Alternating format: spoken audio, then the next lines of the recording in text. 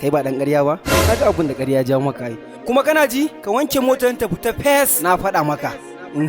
Wato ka zo ka ci banza. To banzar bata samu ba. Sai a wanke mota ta fita fes.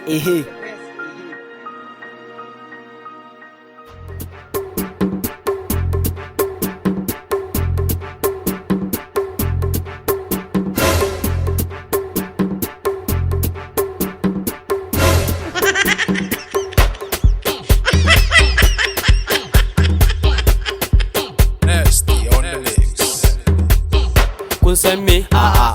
Nace kun san me? A'a. Kun san me? A'a.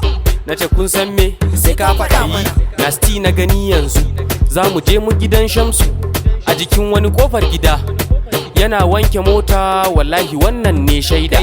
Anya shi ka gani kuwa? Mana. Ni da ya ce mun baya gari. Amma kai ka ce yana gari. Domin last week muna tare ni da shi.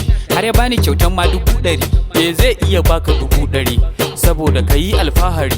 Domin yana da sinadari wayamke dan duniya ne fa sha'iri. Dan ranar ma ya zo gurinmu da kwamboy ɗinsa a baya. Muna tsaye ya same mu yana ta zuzzuba ƙarya.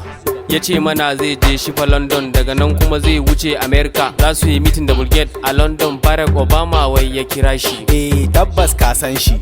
Wayamke ƙarya ba fashi. Ranar ma muna zaune da yamma. Ya ce mana Buhari ya kira shi. To yanzu ya za a yi kenan? Kiransa za mu yi kenan? Dole za mu kira shi. Mu ji komai daga gunshi. Ya akwai kati a wayanka ne? Kai waya na ba kati wallahi. Mo zai kai fa kana da kati? Kai baba wallahi babu. Na flash ne kawai rage. Okay, ni ina da shi amma dai bana tunanin zai ishe ni ne har mu gama waya. Amma dai bari in kira sa kawai. Okay.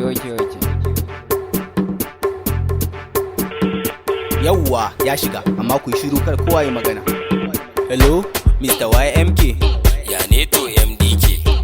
Ya work ya harka ya jin daɗi kuma YMK. Kai komai daidai ne malam MDK is okay.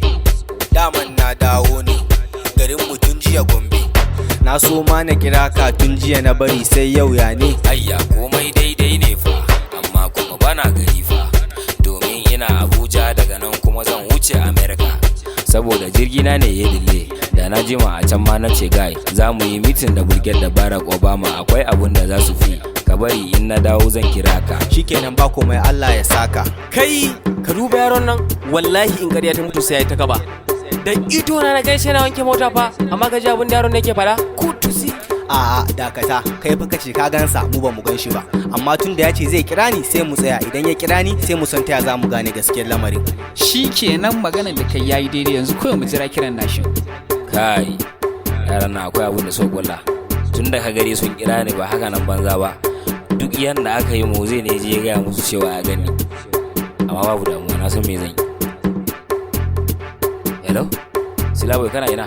Ina ta gida wallahi. Me ya faru? Wallahi ko wani dan magana ne amma gobe zan zo same ka a office. To babu damuwa. Kai yaron nan guduwa yayi? To wai bar wankin kenan. Lalle yau akwai rikici wa. Allah da wada uga.